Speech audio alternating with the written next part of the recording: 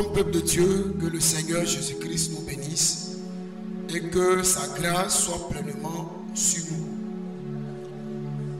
Je suis votre humble serviteur, le prophète Brooks Elie de l'église armée de prière et de délivrance en Jésus-Christ.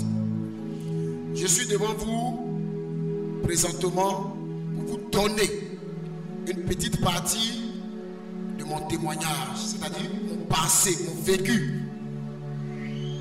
Avant de commencer, j'aimerais baisser la tête et recommander ce temps entre les mains du Seigneur Jésus-Christ.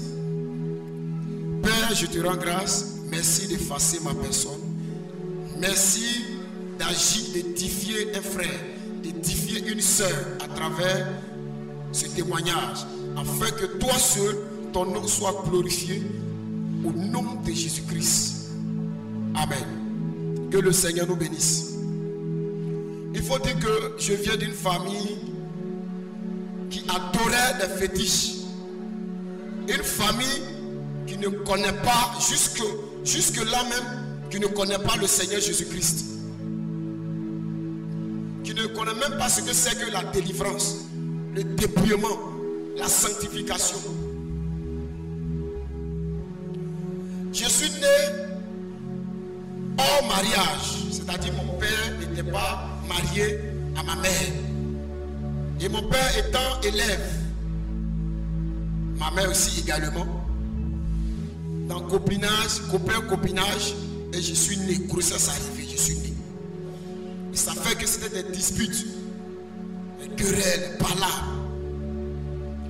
C'est pourquoi, avant de commencer, je vais dire à quelqu'un que vous qui avez vos enfants qui sont nés hors mariage, le diable a 99% le pouvoir sur eux. Même de les initier à la sorcellerie, bien sûr. Et même d'être possédé à la sirène des eaux, à l'esprit des eaux. Et c'était mon cas.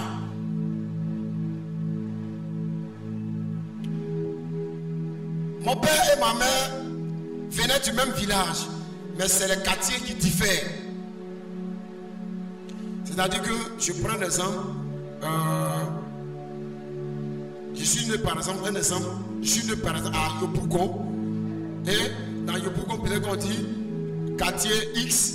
Ma maman vivait au quartier X et mon papa quartier Y.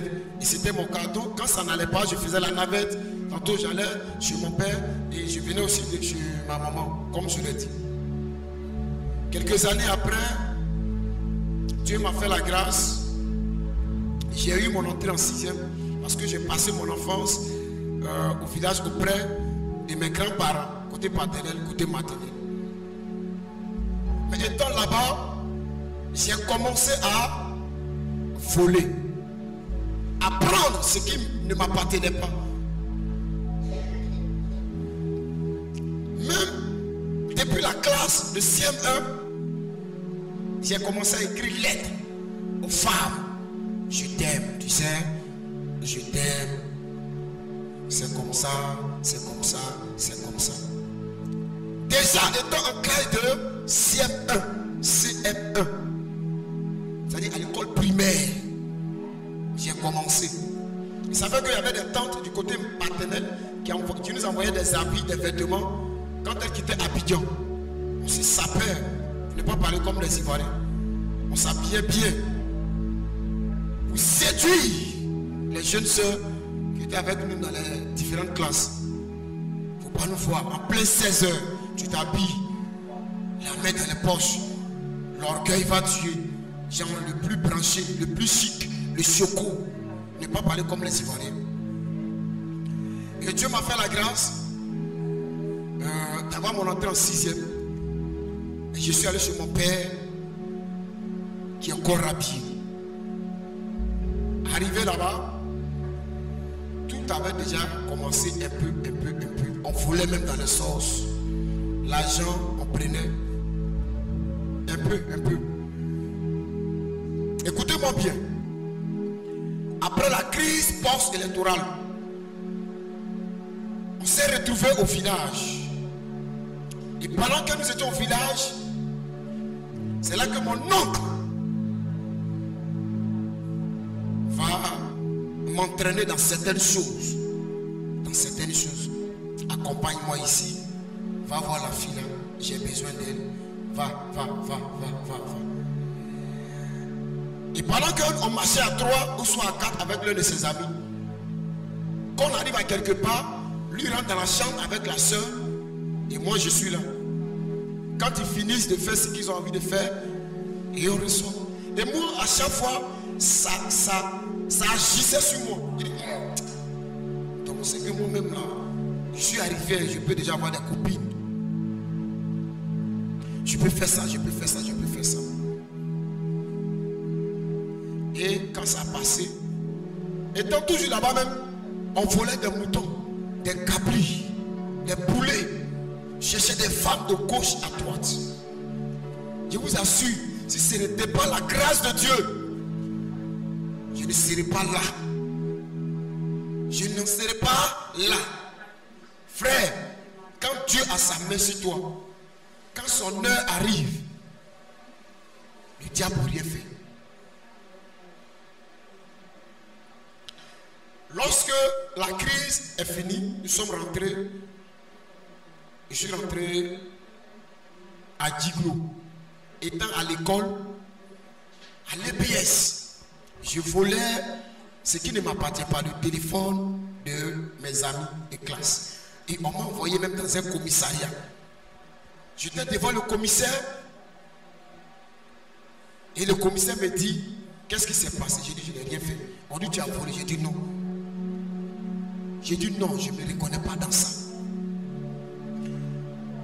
Et j'ai laissé mon sac au sein du commissariat. Et j'ai sauté la clôture. Malheur pour moi. Mon sac est resté. C'est-à-dire qu'il y avait les coordonnées de mes parents. Ils ont appelé mon papa qui était corps à pied. Ah, voici un de vos fils. Voici. Il a volé. Et quand je suis arrivé à la maison, j'ai sauté la clôture. Je le répète, j'ai sauté la clôture. Il me demande, tu es quitté où? Il dit à l'école. Il m'a donné une paire de gifles. Tu es quitté à l'école comme ça? Tu es quitté à l'école comme ça? Voleur! Tu es quitté à l'école comme ça? Et j'ai fui de la maison. Ça fait que il n'y avait pas d'entente entre moi et mon papa. Mais vous savez pourquoi souvent le diable fait ça, l'ennemi fait ça? C'est parce que vous avez une grâce particulière. Il dit, ma vie était devenue compliquée, bizarre. Je ne pouvais pas m'en passer de voler une seule fois dans ma vie. Sans que je ne vole. Et le pire, je suis rentré dans l'impudicité. On est réfugié. Mon papa même m'a ramené au village à Bragayou. C'est là, maman m'a dit que c'est vrai que tu veux le punir, mais accorde une seconde chance pour qu'il fréquente. Et dans là-bas aussi, ça continuait. On alignait les femmes comme ça. Concours de femmes, comme ça.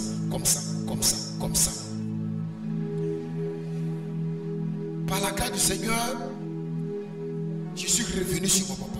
Mais ça continuait toujours. Et c'est là maintenant que je commence à fréquenter des amis bizarres. Au lycée, à l'université. Manque de respect. Vraiment, c'était pas puissant. Jusqu'à ce que Dieu me fasse la grâce. Donner ma vie au Seigneur un peu. C'est pourquoi je vais toucher un fait. J'étais le pianiste de mon église. Je chantais par la grâce du Seigneur. Je suis bien saoulé. On dit programme de l'église et je suis sur le clavier. Je joue. Je ne sais même pas ce que je joue. Si c'est Toa, Ré, là, je ne sais pas dans quelle gamme j'étais. Et en son temps, je pourrais dire ma mère spirituelle. Tu joues quoi? Tu joues, faut jouer. C'est elle a senti. Après, ils m'ont dit qu'elle a senti l'odeur de la poisson dans ma bouche. Il m'a dit, mais tu fais quoi? C'est quelle vie tu mènes? J'ai oublié une partie. Un jour, j'étais chez mon papa, j'étais avec mon frère. Et on se lavait ensemble. Vous savez pourquoi le Seigneur dit, tu ne verras pas la nudité de ton frère, ou bien de ta soeur, ou bien membre de ta famille. Je me lavais avec mon frère. Et il a pris sa main. Il est en train de faire quelque chose, c'est-à-dire se masturber. Et il a dit, il faut essayer. Quand j'ai essayé, quelque chose est sorti de moi. Sorti comme ça. j'ai senti que quelque chose est sorti de moi. Et c'est depuis ce jour, je ne peux même pas dire j'ai pris goût, que ma vie a changé, c'est devenu encore plus compliqué. C'est là même les mésententes. Mais ce qui m'a choqué, mon père m'a regardé et dit, toi, je sais que tu te masturbes. Mais comment il savait? La question reste posée. Il m'a regardé comme ça, il m'a dit ça. De femme en femme, de beaux sexuels, bizarre. Et un jour, j'ai quitté la maison. Parce que j'avais commencé à donner ma vie au Seigneur. Mais puisque je n'étais pas encore délivré, je tombe, je me relève. Je tombe, je me relève. Je tombe, je me relève. Je tombe, je me relève. Je tombe. Il dit, Seigneur, aujourd'hui, là, je ne vais pas chercher femme. Aujourd'hui, je ne vais pas coucher femme. Aujourd'hui, je ne vais pas aller voler. Aujourd'hui, je ne vais pas tomber dans la masturbation. Je ne vais pas tomber dedans, Seigneur. Aide-moi.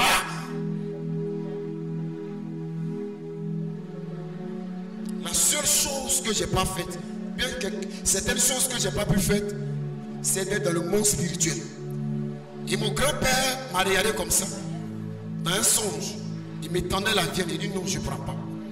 C'est pourquoi ceux qui sont dans la sorcellerie, en fait, le diable propose. Le diable propose. Tu n'es pas obligé d'accepter. J'ai refusé. J'ai dit non, moi je sais qui tu es, donc je ne peux pas accepter. Je sais qui tu es, donc je ne peux pas accepter.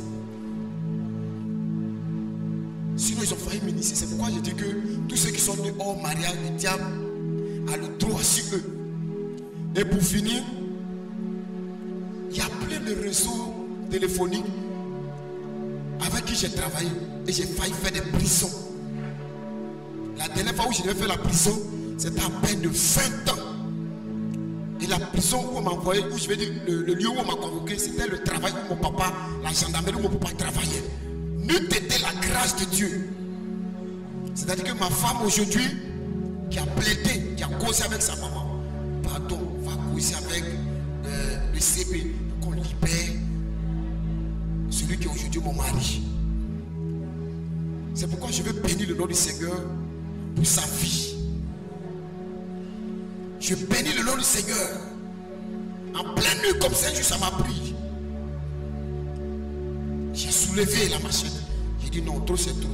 Moi j'ai pas l'argent, je suis là. Non. Je suis allé braquer.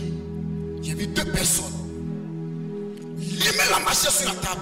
Donnez-moi ce que vous avez. C'est pourquoi quand on vous parle de Jésus, quand les gens s'arrêtent et vous parlent de Jésus, vous ne savez pas où ils sont quittés.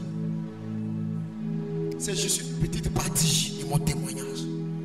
Et que Dieu permettra que je vienne une prochaine fois par sa grâce, si tu as d'accord à venir, que je rende ce témoignage entièrement. C'est là que je me suis retrouvé au commissariat. Et c'est encore par plus grâce qu'ils m'ont retiré.